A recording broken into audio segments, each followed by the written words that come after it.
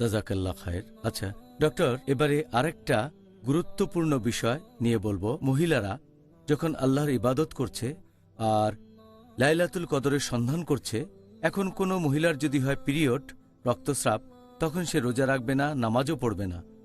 এরকম মহিলা কিভাবে খুঁজবে লাইলাতুল কদরকে?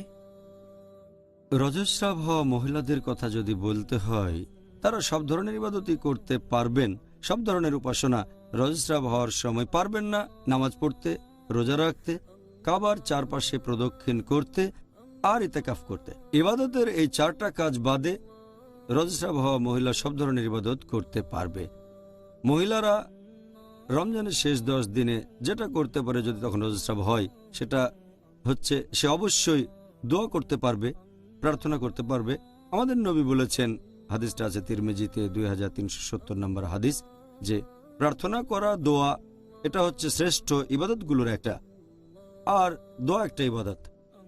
আল্লাহর কাছে ক্ষমা প্রার্থনা করতে পারে, বলবে আস্তাগফিরুল্লাহ, আমি আল্লাহ তাআলার কাছে ক্ষমা চাচ্ছি। আর একটা হাদিসে হযরত আয়েশা রাদিয়াল্লাহু আনহা বলেছেন, এটার উল্লেখ আছে তিরমিজিতে হাদিস নাম্বার 3512, যে হযরত আয়েশা রাদিয়াল্লাহু আনহা নবী সাল্লাল্লাহু আলাইহি সাল্লামকে জিজ্ঞেস করলেন যে যদি তিনি জানেন আজকের রাতে লাইলাতুল কদর, তাহলে তিনি কি করবেন? নবীজি তখন উত্তরে বললেন যে তুমি আল্লাহ তাআলার কাছে ক্ষমা প্রার্থনা করবে আর বলবে যে তুমি তো পরম ক্ষমাশীল, তুমি ক্ষমা করা পছন্দ করো, সেজন্য আমাকে ক্ষমা করো। তাহলে আল্লাহর কাছে ক্ষমা প্রার্থনা করাটাও সেরা ইবাদতের মধ্যে পড়ে।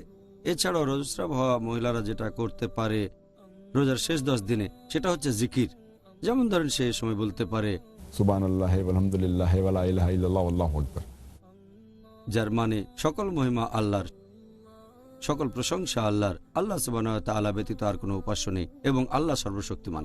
আরো পড়তে পারে সুবহানাল্লাহ বিহামদি, মানে সকল মহিমা আল্লাহর এবং সকল প্রশংসা আল্লাহর। এছাড়াও পড়তে পারে সুবহান আল্লাহ ওয়াল আযীম, যে সকল প্রশংসা আল্লাহর, তিনিই মহান। তাহলে জিকির করতে পারবেন, যত বেশি জিকির করতে পারবেন ততই ভালো। এছাড়াও তারা পবিত্র কোরআন তেলাওয়াত করতে পারবে, কোরআনের অনুবাদ পড়তে পারবে। তাহলে এই সব ইবাদত করার মাধ্যমে তারা এই রাতে আল্লাহর কাছাকাছি আসতে পারবে। জাযাকাল্লাহ খায়ের। আল্লাহু আল্লাহু আল্লাহ।